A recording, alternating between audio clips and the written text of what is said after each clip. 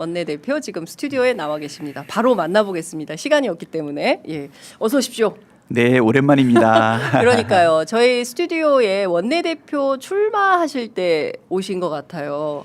그리고 거리에서만 제가 뵀던 것 같습니다. 거리에서는 여러 번. 예, 거리에서는 예, 저희가 이제 현장 나갈 때마다 어떻게든 달려가서 대표님께 저희가 마이크를 들이댔던 저도 기억이 있습니다. 어떻게 해서라도 잠깐이라도 얼굴을 들이밀었던 기억이 납니다.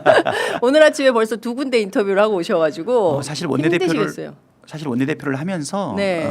사실은 뭐 유튜브나 방송 출연을 거의 못했어요. 맞아요. 예. 실력이 아유, 탄로날까봐. 아유, 왜 이러세요. 아니 그런데 제가 이렇게 옆에서 저는 관찰하는 기자지 않습니까? 네. 기자의 입장에서 이렇게 보니까 그 12.3 비상계엄을 견뎌낸 민주당 의원님들이 전반적으로 정치 역량이 엄청나게 늘어나신 것 같고 특히 이제 원내대표 하실 때도 그렇고 이제 또 당대표 도전하시는데 이게 그 사이즈가 달라졌다. 견적이 달라졌다. 이런 느낌을 제가 받습니다. 몸무게도 좀 늘었습니다. 살 많이 빠지지 않으셨어요? 살 좀 빠졌어요. 그렇죠. 네. 선거하시느라고. 그렇죠. 네. 뭔가를 바쳐야 되는데 저는 누구는 눈물과 땀과 피를 바쳤다는데 네. 저는 살과 목소리를 바쳤습니다. 아니 근데 그 현장 다니실 때마다 그 댄스를 그렇게 열심히 하셔가지고 저 뭡니까 지지자들과 유권자들이 너무 재밌게 보셨어요. 춤을 추지 말라고 합니다. 그러나 제가 아니 근데 춤은 3일밖에 안 췄고 그랬나요? 왜냐하면 이제 첫째 날은 앉아서 춤을 췄어요. 그 다음에 인천 가서 팔짝팔짝 뛰었구나. 예. 근데 사실 그게 춤이 아니고 예. 교회 학교에서 배운 그러니까. 여름 성경학교 율동 정도 수준인데 율동교사. 예. 그 정도만 보여도 사람들이 좋아하시더라고요. 너무 좋아하셨어요. 그래서 우리 국민들이 정치인들한테 바라는 게 예. 많은 게 아니구나. 물론 정치를 잘하는 것까지 기대하시겠지만 네. 오히려 따뜻하게 공감하고 예. 또 주권자인 국민 앞에 네. 이렇게 재롱 부리니까 좋아하는구나. 예. 우리가 정치가 좀 더 잘해야 되겠다. 예. 요 작은 거에 국민들이 예. 반응하고 좋아하는 걸 맞아요. 보면서 이제는 좀 더 수준 높은 정치가 국민들을 좀 만족시키는 수준까지 가야 되지 않을까 이 생각이 좀 들고요. 그 정치에 대한 그 견해나 생각 판단이 국민들께서 굉장히 많이 변화돼서는 아닌가. 특히 비상계엄 이후에 그런 게 많아진 것 같다라는 생각이 좀 드는데 이번에 당대표 출마 선언을 잠시 후 11시에 하시게 됩니다. 네, 여기서 신고하고 이제 가서 바로 바로 네. 이제 당사에 가서 이제 기자회견을 하시게 되는데요. 고민이 깊으셨다고 들었어요. 물론 네, 이제 네. 예, 앞에서도 이제 여러 방송에서 말씀을 해주셨지만 그래도 저희 취재 편의점 애청자들께 고민 끝에 결단하시게 된 이유 말씀해 주시면 좋겠습니다.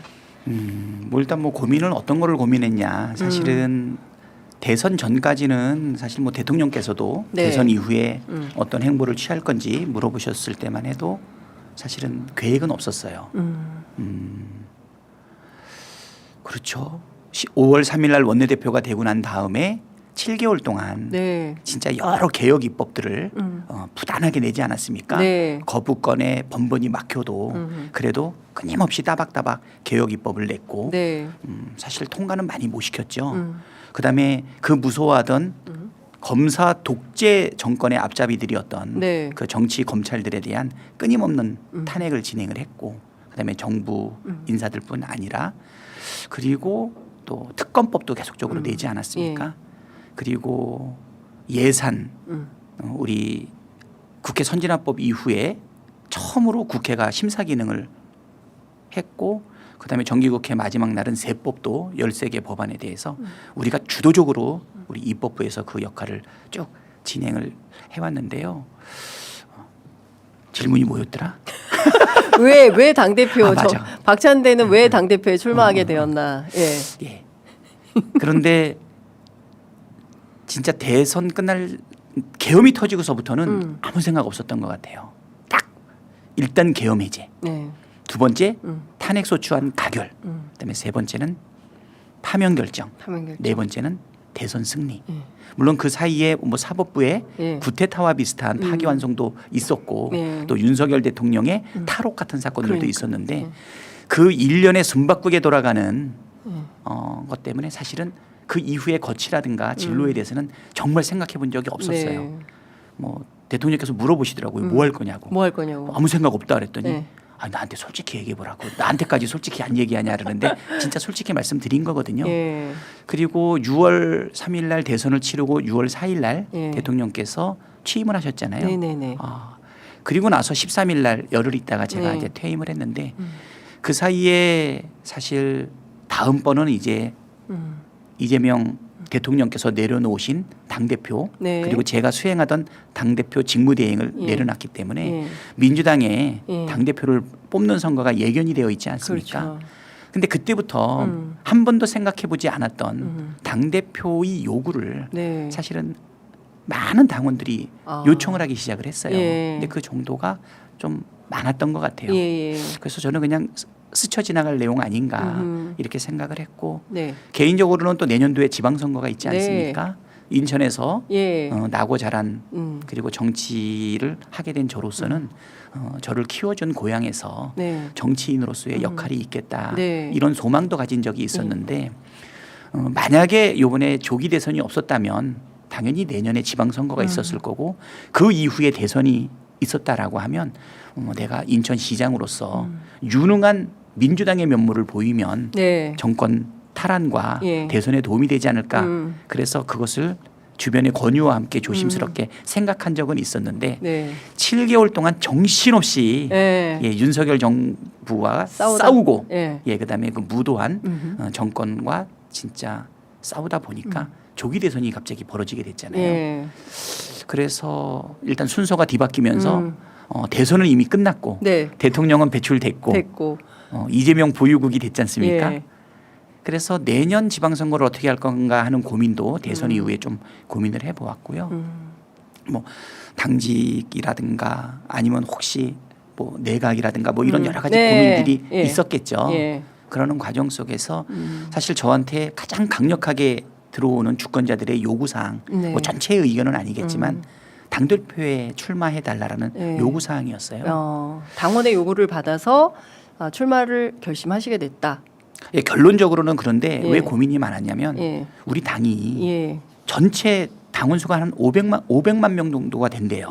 맞아요. 그리고 권리당원은 120만? 그렇죠. 예. 그거는 이제 투표를 할 수 있는 자격이 유지되는 거고 그러니까. 당비를 어마어마한 낸 사람은 250만. 와. 단순한 일당이 아니라 예. 집권 여당 민주당의 대표가 된다는 예. 그 역할의 부담이 있어서 제가 그걸 할 수 있는 자격이 되는가. 또 한다 그러면 잘할 수 있는가. 그리고 벌써부터 하마평에 오르면서부터 갈등이 초래되고 있는 양상이 있는데 네. 그것도 사실은 고민이 되고 예. 그다음에 또 이미 출마를 선언한 정청래 의원하고의 네. 사실은 우정과 예. 동지로서의 예. 사실은 개인적 친소 관계도 있지 않습니까? 예. 여러 가지를 다 같이 고민을 하다 보니까 좀 깊어졌던 것 같아요. 네. 그래서 6월 13일 날 퇴임하는 날 누가 묻더라고요. 직국에. 네. 예. 당대표 출마설이 돌고 있는데 네. 어떻게 생각하고 있냐 그래서 네. 솔직하게 말씀을 드렸어요. 많은 분들이 요청하고 있고 네. 솔직히 고민을 하고 있다. 그리고 오늘이 벌써 또 열흘이 또 지났네요. 예. 그러니까 총 한 20일 정도 고민을 했는데 출마하게 된 결심은 믿음이 생겼습니다. 믿음. 확신. 예. 첫 번째 예. 저를 가장 오래 붙잡았던 거는 혹시 원팀으로 잘 유지해왔던 민주당이 예. 이 경선을 통해 가지고 아. 갈등이 초래되지 않을까 하는 생각이었는데 어떤 믿음이었냐면 예. 상대방 후보에 대한 믿음이 생겼습니다.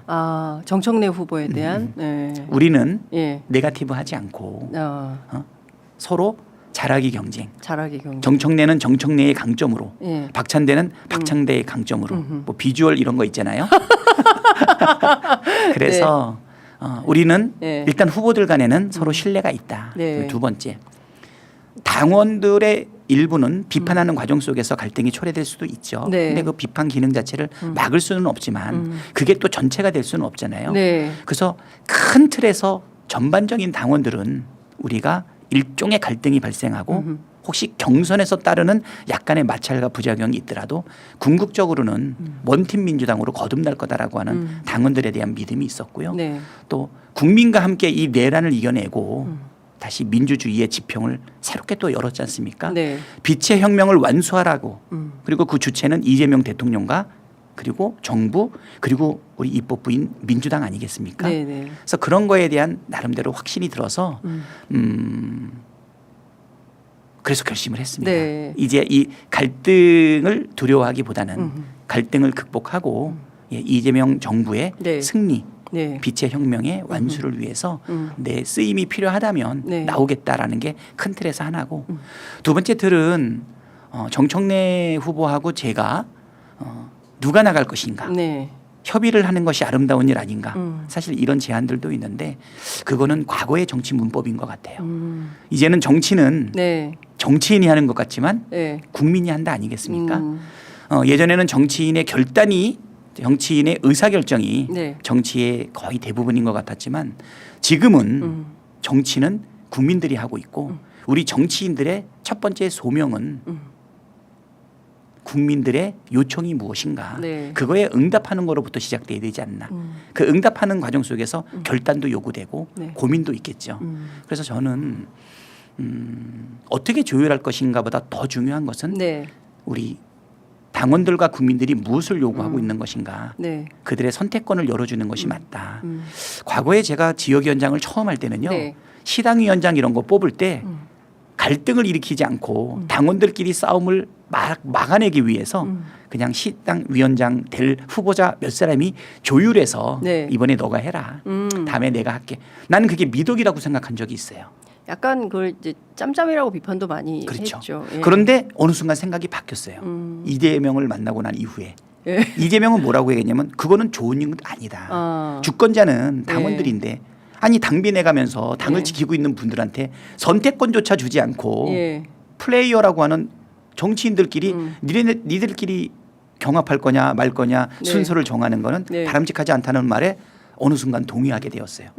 과거에는 미덕이었지만 네. 지금의 물결에서는 이미 장강의 안물결이 돼버린 거죠. 그래서 저는 당원 주권 시대 그다음에 국민 주권 시대 거기에 이 선택은 결국은 당원들과 국민들의 집단지성의 결과로 반영되는 것이고 그 안에서 있을 수 있는 갈등이라든가 염려는 사실 덮어나갈 수 있다. 네.